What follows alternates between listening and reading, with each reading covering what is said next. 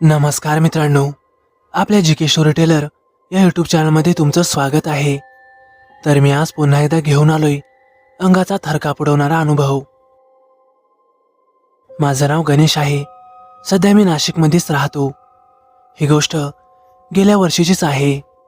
आजही त्या रात्रीची आठवण झाली की माझ्या अंगावर सरसरून काटा उभा राहतो. तर झालं काही असं होतं, त्या दिवशी माझ्या एका जुन्या मित्राचं लग्न होतं. गावाकडचं लग्न म्हणजे एकदम थाटामाटात, खूप सारे पाहुणे आणि भेटीगाठी. मी आणि माझा जिवलग मित्र वैभव आम्ही असं ठरवलं होतं की आम्ही दोघांनीही मित्राच्या लग्नाला गावी जायचं. पण गाव साधारण 400 किलोमीटर लांब होतं.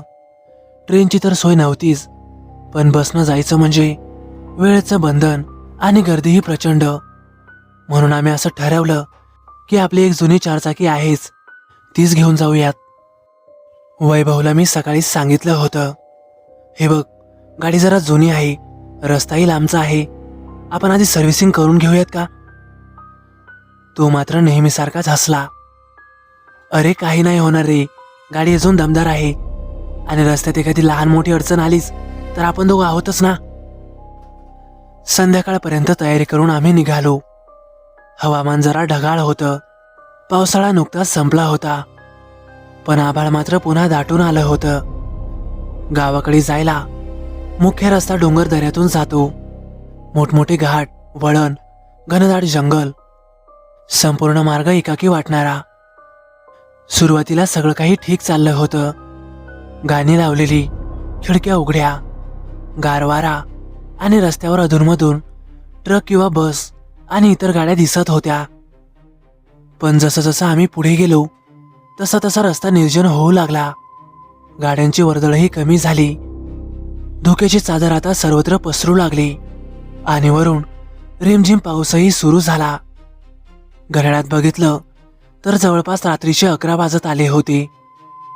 वैभव म्हणाला, अरे यार गणा, आपण जरा जास्तच उशिरा निघालो यार, थोडा वेग वाढूयात का? मी हळूवार होकाराती मान हलवली. हो, पण रस्ता ओला आहे रे आणि घाटही सुरू झालाय, ब्रेकिंग नीट पाहिलं पाहिजे. हळूहळू वातावरण बदलू लागलं. दूरवर एक वीज कडाडली. डोंगरावरतीच क्षणिक प्रकाशमान दिसलं. पावसाचे थेंब गाडीच्या काचावर आदळत होते. वायपर अखंड हलत होतं, पण तरीही धुका आणि पाऊस यामुळे दृष्टी अडसर होत होती. रस्त्यावर दिवेही नव्हते. गाडीच्या हेडलाईटशिवाय आम्हाला इतर काहीही दिसत नव्हतं. अगदी कधी कधी तर वाटायचं आपण एखाद्या बोगद्यातून चाललो आहोत. वैभवने गाणे बंद केले. अरे गणपत, जरा शांत वाटतंय ना? हा अंधार जरा जास्तच आहे. त्यावर मी हसलो. अरे अंधाराला घाबरतोयस की काय तू? अजून तर अर्धा रस्ता बाकी आहे. फक्त वातावरण आहे रे, काही नाही बाकी, चल. मी त्याला समजावत तर होतोच, पण खरं सांगायचं तर आतून मलाही थोडी बेचैनी वाटू लागली. सुमारे 1:30 वाजता आम्ही डोंगर ओलांडून एका सरळ रस्त्यावर आलो आणि तेवढ्यात अचानक गाडी जोरजोरात खडखडू लागली. जणू काही आतून कोणीतरी तिला झटका देत होतं. काय झालंय? वैभवने असं विचारलं. गाडी जोरात हलली आणि झटका देतच बंद पडली. सर्वत्र अंधार आणि पाऊस. रात्रीचे 2 वाजलेले आणि गाडी बंद. आयला, हे काय झालंय? थांब, आपण खाली उतरून बघूयात. आम्ही दोघं बाहेर पडलो. बाहेर वातावरण अजूनच भयानक वाटत होतं. रस्त्याच्या कडेला मोठीच्या मोठी झाडं, त्या झाडांच्या सावल्या गाडीच्या लाईटमध्ये लांब का लांब पसरल्या होत्या. पावसानेही आता जरा उसंत घेतली होती, पण थंडी मात्र वाढलेली. मी बोनेट उघडला आणि इंजिनकडे पाहिलं. काहीतरी बिघडलंय, पण नेमकं काय ते काही कळायला मार्ग नाही. वैभव चिडूनच म्हणाला, बापरे गणा, आता काय करायचं रे? मोबाईलला नेटवर्कही नाही आणि एवढ्या रात्रीचं अशा या भयानक रस्त्यावर एखाद्या गाडीची मदत मिळेल असंही मला वाटत नाही. मी घड्याळात बघितलं. रात्रीचे 2:30 वाजले होते. आता आम्ही पुन्हा गाडीत बसलो.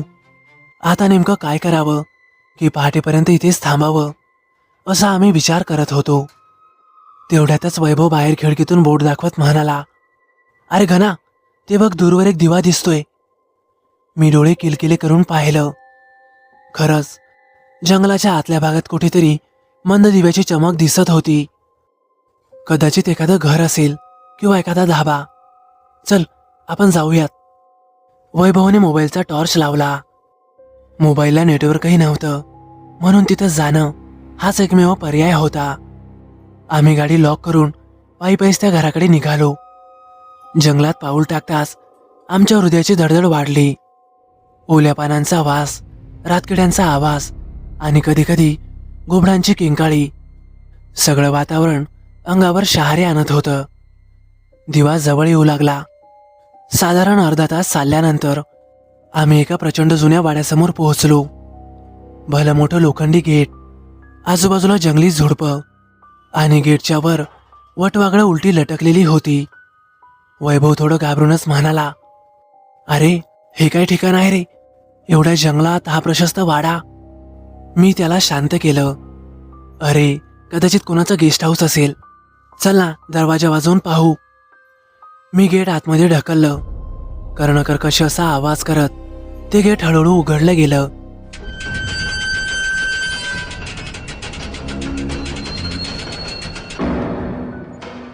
आतमध्ये अंधार पसरलेला होता. फक्त एक पिवळसर उजेड तो त्या झिरोच्या बल्बमधून पडत होता. समोर एक लाकडी भला मोठा दरवाजा होता. मी जरा थरथरतच दरवाजा ठोठावला. काही क्षण शांतता आणि नंतर दरवाजा चरचर असा आवाज करत उघडला गेला. समोर एक म्हातारा इसम उभा, हातात जुना कंदील, डोळ्याभोवती खोलगट वर्तुळं, पांढरी फटक दाढी. तो एका करड्या आवाजात विचारतो, अरे कोण आहात तुम्ही? मी थोड्या धास्तीनेच उत्तर दिलं, आजोबा आमची गाडी बंद पडली, इथे जवळपास एखादं गॅरेज आहे का? तो डोकं हलवून म्हणाला, अरे इथं आजूबाजूला फक्त जंगल आहे, गॅरेज बिरेज नाही, जाऊ द्या आतमध्ये या. आम्ही एकमेकांकडे बघितलं आणि आतमध्ये पाऊल टाकलं. त्या म्हाताऱ्याच्या मागे चालत चालत आम्ही आतमध्ये शिरलो आणि दरवाजा ओलांडताच समोरचं दृश्य पाहून अंगावर सरसरून काटा आला. वाडा प्रचंड जुना होता. भिंतीवरच्या सोन्याची पांढरी लेप आता सर्व गळून पडलेली. छतावर कोळ्यांची जाळं लटकलेली. जमिनीवर धूळ, माती आणि ओलसर पाणी. हवेचा एक विचित्र वास आमच्या नाकात शिरला. जणू काही ओले लाकूड, बुरशी आणि काहीतरी कुजलेलं मांस यांच्या वासाचा संगम. वैभव माझ्या कानात पुटपुटला, गणा मला वाटतं हे घर बऱ्याच दिवसाचं रिकामं आहे, पण मग हा म्हातारा कुठून आला? अरे हळू बोल, म्हातारा ऐकेल, असं म्हणत मी त्याला शांत बसायला सांगितलं. आपण मदतीसाठी आलो होतो, भीती दाखवणं योग्य नव्हतं. म्हातारा आम्हाला एका प्रशस्त हॉलमध्ये घेऊन गेला. जुनाट सोफा, तुटकी खुर्ची आणि एका कोपऱ्यात मोडका पियानो. तो आतमध्ये आवाज देतच म्हणाला, अगं ऐकतेस का? चहा ठेव 2 कप. थोड्याच वेळात दुसऱ्या दारातून एक म्हातारी बाहेर आली. पांढरा फटक चेहरा, डोळे खोलखोल गेलेले आणि ओठांवर जरा विचित्र हास्य. हातात एक ट्रे, त्यावर 2 कप चहा. मी कप हातात घेतला खरा, पण मनात कुठेतरी एक संकोच होता. चहातून एक वेगळाच वास येत होता, कडवट आणि जडसर. वैभवने माझ्याकडे पाहिलं. दोघांच्याही डोळ्यात तोच प्रश्न होता, हा चहा प्यायचा की नाही? म्हातारा आमच्याकडे पाहतच म्हणाला, अरे बाहेर थंडी आहे, गरम चहा प्यायल्यावर बरं वाटल, घ्या. अरे घ्या की, लाजताय की काय तुम्ही? आम्ही नाईलाजाने तो कप ओठाला लावला. मी थोडासा घोट घेतला. चव जरा विचित्रच होती, कडवट आणि गोडसर, यामध्ये काहीतरी अज्ञात.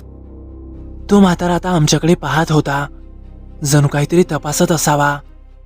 तो हळूवार म्हणाला, अरे पोर हो, एवढ्या रातच्याला तुम्ही जंगलातून कुठं जात होता आणि तुम्ही आला तरी कुठून? त्यावर मी उत्तरलो, आजोबा आम्ही नाशिकहून आलो आहोत.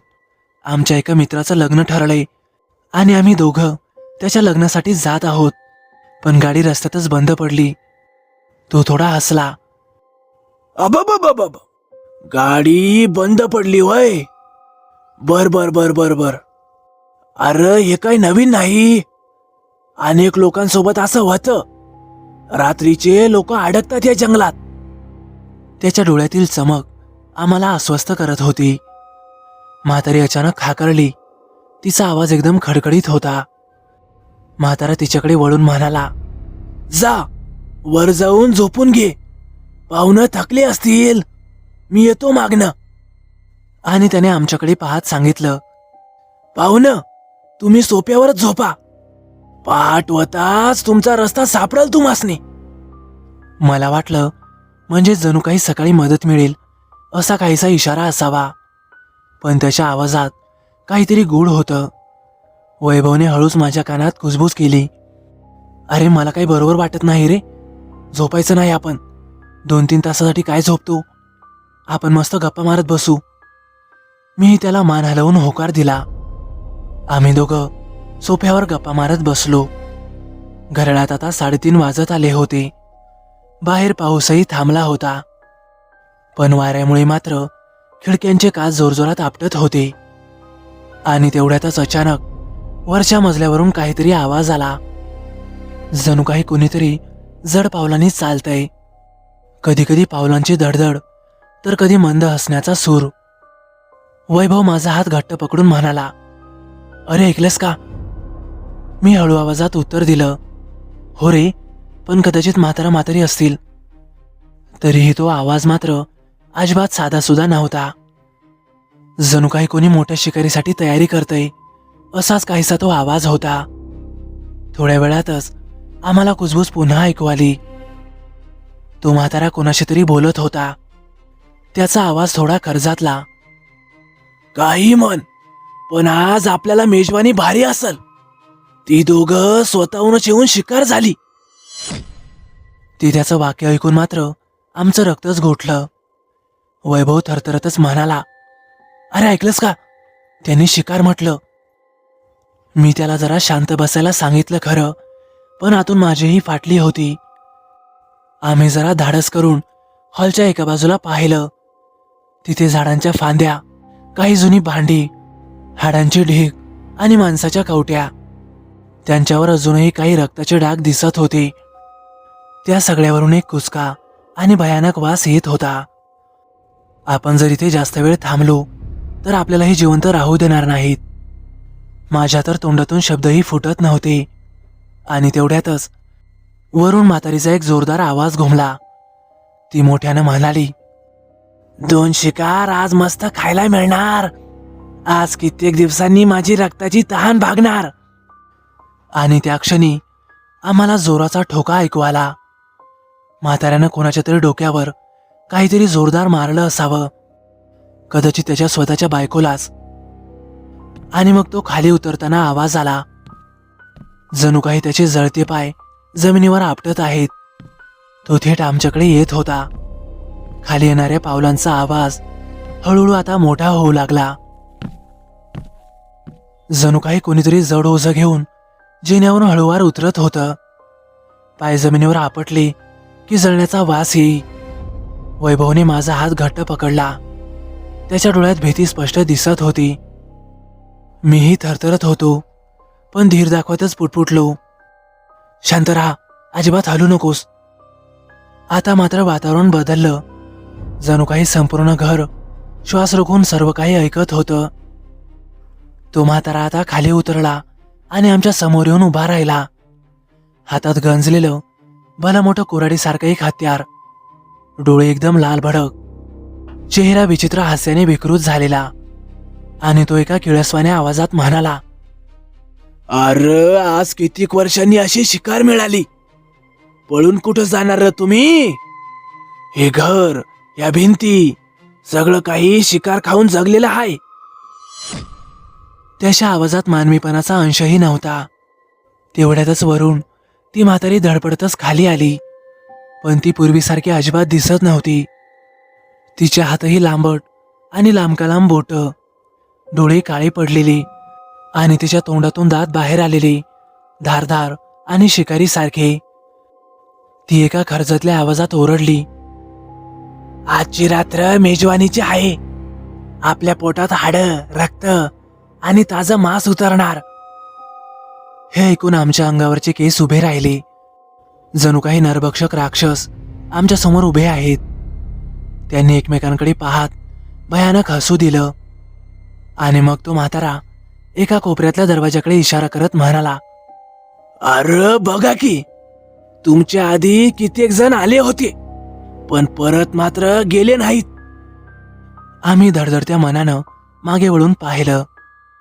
त्या खोलीत ढिगभर सांगाडे पडलेले.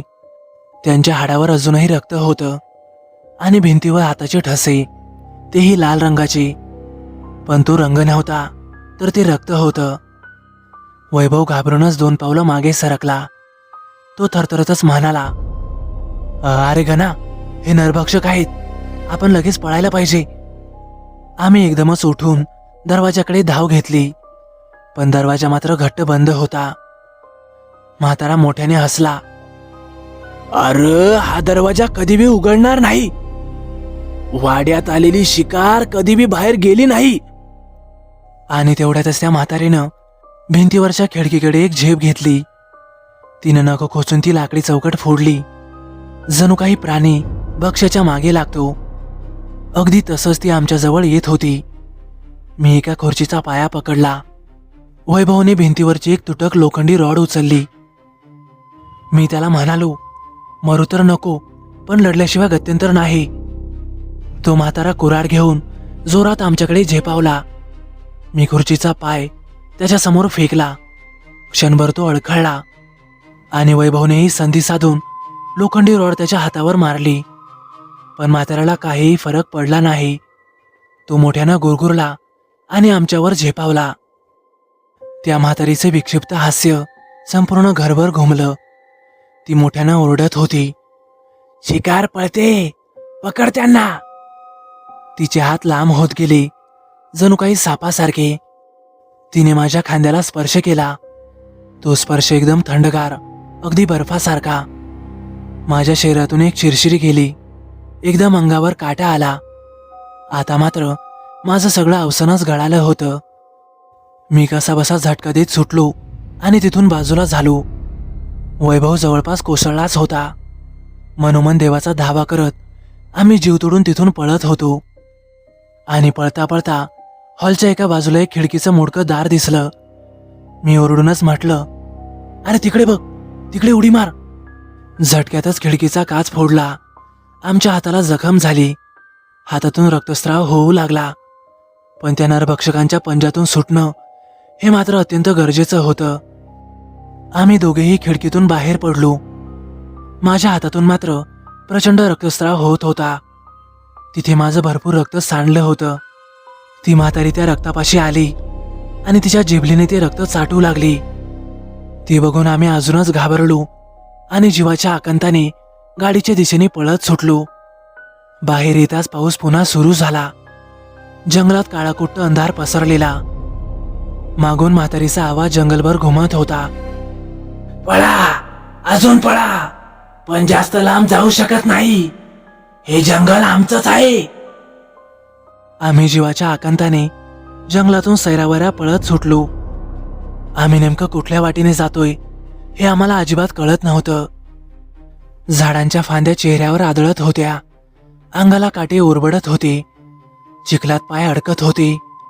पण आम्ही मात्र अजिबात थांबलो नाही. अखेर खूप वेळ पळल्यानंतर आम्ही अखेरीस रस्त्यावर आलो. थोड्याच अंतरावर आम्हाला आमची गाडी दृष्टीस पडली. दोघं धडपडतच गाडीत शिरलो. मी झटक्यातच स्टार्टर मारला. पहिल्यांदा काहीच झालं नाही. मी देवाचं नाव घेतलं, गणपती बाप्पा तूच वाचव रे या संकटातून, आणि मोठ्यानं देवाचा धावा केला. आणि काय आश्चर्य, गाडी लगोलग सुरू झाली. गाडी रस्त्यावर वेगाने सुटली. थोडं पुढे जाऊन आम्ही मागे वळून पाहिलं तर तो वाडा अंधारात विरघळून गेला होता. जणू तिथे काहीही नव्हतं. वैभव अजूनही थरथरत होता. तो कापऱ्या आवाजात म्हणाला, गणा, आपण खरं जिवंत सुटलोत का? मी त्याला धीर देतच म्हणालो, अरे शांत हो, गाडी चालू आहे, आणि रस्ताही मिळालाय. आपण वाचलो आहोत. मी त्याला धीर देत होतो खरं, पण माझ्याही मनात कुठेतरी शंका होती की आपण खरंच वाचलोत का, की अजूनही त्या जाळ्यात अडकलेलो आहोत. आता हळूहळू अंधार जाऊन उजाडायला लागलं होतं. साधारण 1 तास गाडी चालवल्यानंतर आम्हाला रस्त्याच्या कडेला एक छोटीशी चहाची टपरी दिसली. आम्ही तिथे गाडी थांबवली. टपरीच्या बाजूलाच एक ओढा वाहत होता. पक्ष्यांचे आवाज ऐकू येत होते. पहाटेची ऊब आता हळूहळू जाणवू लागली. आम्ही गाडीतून उतरून टपरीवर गेलो. त्याला 2 कप चहा सांगितला. तेव्हा टपरीवाला आमच्याकडे पाहतच म्हणाला, तुम्ही खूप थकलेले दिसताय, कुठून आलात? वैभव लगेच बोलून गेला, अरे विचारू नको भाई, काल रात्री काय झालंय ते ऐकलंस तर अंगावर काटा येईल. आम्ही सगळी गोष्ट त्याला एका दमातच सांगून टाकली. आमची गाडी बंद पडणं, जंगलातून चालत जाणं आणि तो मोठा वाडा, ते म्हातारा म्हातारी, हाडांचा ढीग, त्यांचं ते भयानक रूप आणि कसंबसं तिथून सुटून पुन्हा गाडीत येऊन बसणं. टपरीवाला ऐकत राहिला. त्याचा चेहरा एकदम गंभीर झाला आणि मग तो शांतपणे म्हणाला, साहेब, तुम्ही ज्या वाड्याबद्दल सांगताय आणि तुम्ही रात्री जिथे गेला होतात, असा वाडा तर अस्तित्वातच नाही. त्याचं ते म्हणणं ऐकून आम्ही दचकूनच एकमेकांकडे पाहिलं. काय म्हणताय? मी त्याला विचारलं. तो हळू आवाजात म्हणाला, अहो, तो वाडा 10 वर्षांपूर्वी जळून खाक झाला होता. तिथे एक म्हातारा आणि त्याची बायको असं एक दाम्पत्य राहायचं. लोक म्हणतात की ते नरभक्षक होते. रात्री जंगलातून जाणाऱ्या लोकांना ते त्यांच्या जाळ्यात अडकवून आत खेचून घेत आणि त्यांचं मांस खायचे. गावकऱ्याने अखेर त्यांचा वाडा पेटवून दिला. ते दोघेही आतमध्ये जळून मेल्याचं सांगितलं जातं, पण त्यांच्या आत्म्याचा तो शाप अजूनही त्या ठिकाणी फिरतो असं गावकऱ्यांचं म्हणणं आहे. वैभवच्या हातातून चहाचा कप गळून पडला. तो थरथरतच म्हणाला, म्हणजे काल रात्री आपण ज्यांना पाहिलं ते खरं नव्हतं तर? त्यावर मी म्हणालो, अरे एवढं काही घडलं तरी तुला खरंच वाटतंय का? टपरीवाला गंभीरपणे म्हणाला, ते जिवंत नव्हते पण खरे होते. ते अजूनही लोकांना भक्ष्य बनवतात. तुमचं नशीब जोरावर होतं म्हणूनच तुम्ही सुटलात, नाहीतर आज तुम्ही इथे बसलेले नसता. हे ऐकून आमचं हृदय जोरजोराने धडधडू लागलं आणि अजूनही अंगावर काटा उभा राहिला. चहाचे आणि त्याच्या कपाचे पैसे देऊन आम्ही पुन्हा गाडीत जाऊन बसलो. मी खिडकीबाहेर पाहत होतो. दूरवर एक डोंगर दिसत होता. कानात तोच आवाज घुमत होता, आजची मेजवानी भारी आहे, 2 शिकार आलेत. वैभव शांत बसला होता. त्याचा चेहरा पांढरा फटक पडलेला आणि तो पुटपुटत होता, आपण वाचलो खरं, पण अजूनही किती दिवस ही आठवण आपल्याला झोपू देणार नाही कुणास ठाऊक. आम्ही पुन्हा गाडी चालू केली आणि पुन्हा मित्राच्या गावाच्या दिशेने निघालो. सकाळचा प्रकाश सगळं काही सामान्यात आणत होता, पण मनातली भीती अजूनही ती ताजी होती. गाडी रस्त्यावरून पुढे सरकत होती आणि तेवढ्यातच मला क्षणभर वाटून गेलं की रिअरव्ह्यू मिररमध्ये काहीतरी हललं. मी नीट ध्यान देऊन पाहिलं. क्षणभरासाठी म्हाताऱ्याचा चेहरा दिसला, लाल डोळे आणि त्याचं ते विकृत हास्य. मी डोळे चोळले आणि पुन्हा पाहिलं तर तो आता गायब झाला होता. त्यानंतर मात्र थोड्याच वेळात आम्ही मित्राच्या गावी पोहोचलो. कसंबसं त्याचं लग्न आटोपलं आणि दुसऱ्या दिवशी आम्ही दिवसाच्या प्रवासाने आमच्या घरी पोहोचलो. त्यानंतर मात्र आम्ही पुन्हा कधीही रात्रीचा प्रवास केला नाही. तो अनुभव अजूनही आठवला की आमच्या अंगावर सरसरून काटे येतात आणि भीतीची एक तीव्र लहर आमच्या सर्वांगाला चिरत जाते. तर मित्रांनो, कसा वाटला तुम्हाला अनुभव? आवडल्यास नक्की लाईक करा, कमेंट करायला विसरू नका आणि हो, आपल्या चॅनलला आतापर्यंत सबस्क्राईब केलं नसेल तर नक्कीच सबस्क्राईब करा आणि बाजूला येणाऱ्या बेल आयकॉनलाही नक्की दाबा, जेणेकरून भविष्यात येणारे व्हिडिओज मी आपल्यापर्यंत सहजरित्या पोहोचवू शकेन. तर चला मग भेटूया पुढच्या व्हिडिओत. धन्यवाद.